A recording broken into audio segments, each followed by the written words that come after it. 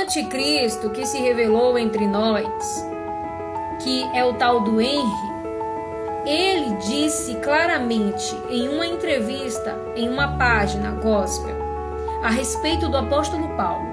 Disse que o apóstolo Paulo foi um falso profeta e inimigo das mulheres.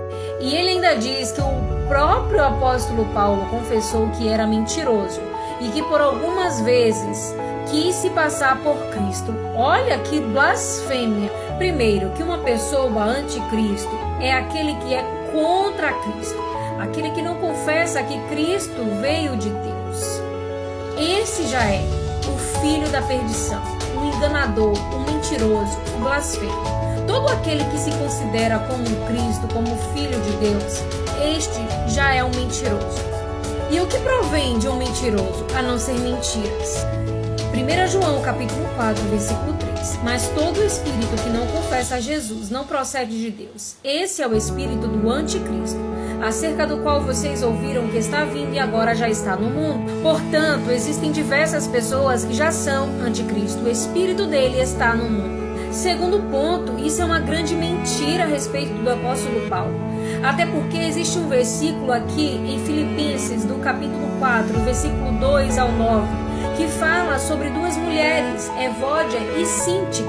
O apóstolo Paulo escreveu dizendo: peço por favor que procurem viver bem uma com a outra, como irmãs na fé. E ele diz para elas mensagens de comunhão. Outra carta que diz em Romanos capítulo 16, versículo 2, que saudai a Trifena e a Trifosa, as quais trabalham no Senhor. Saudai a amada Pérside, a qual muito trabalhou no Senhor.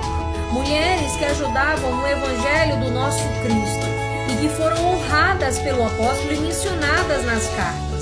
Uma coisa é a opinião do apóstolo a respeito de um casamento e a respeito do que ele acredita que a mulher não deve falar na igreja, por causa da confusão, da contenda, da fofoca que existia ali naquela época. Ele queria evitar essas discórdias, esses problemas que nós mulheres sabemos que existe muito no meio das igrejas, não é mesmo? Fala a verdade, sempre tem uma ou outra que gosta de tititi, de tatatá, de contar as coisas ou de criticar a roupa das irmãs.